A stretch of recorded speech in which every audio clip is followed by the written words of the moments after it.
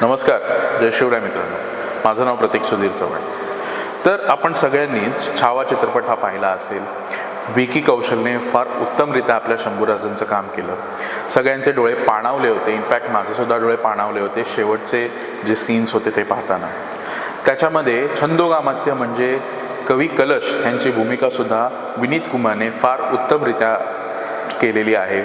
आणि त्यांचं जे बॉन्डिंग होतं त्या दोन मित्रांचं म्हणजे आपले शंभूराजे आणि कवी कलश यांचं जे बॉन्डिंग होतं ते सुद्धा फार उत्तम रीतीने छावा चित्रपटामध्ये दाखवण्यात आलेलं आहे. पण तुम्हा सगळ्यांना एक गोष्ट मिसिंग वाटली का त्याच्यातली?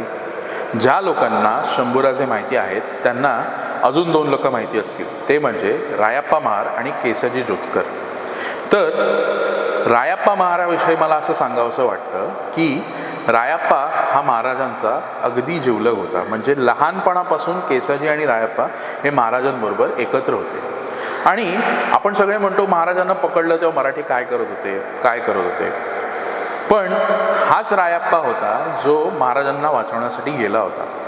त्याचं झालं असं, महाराजांना जेव्हा संगमेश्वरला पकडण्यात आलं तिथून त्यांना बहादूरगडाला नेण्यात आलं. म्हणजे आताचा जो धर्मवीर गड आहे तिथे नेलं. तेव्हा रायाप्पा हा मुघल फौजेत वेषांतर करून घुसला.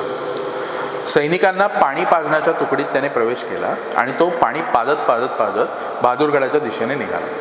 तेव्हा त्याला असं समजलं की शंभू महाराजांची धिंड काढण्यात येणार आहे. आणि ती धिंड बघून त्याची तळपायाची आग मस्तकात गेली आणि तो चिडलेला रायाप्पा हा एकटा त्या 5 लाखांच्या फौजेवर तुटून पडला.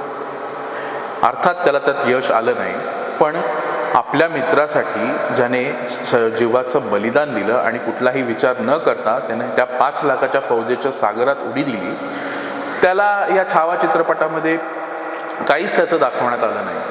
तुम्हाला वाटतं का हे सुद्धा दाखवायला हवं होतं? कमेंटद्वारे नक्की कळवा.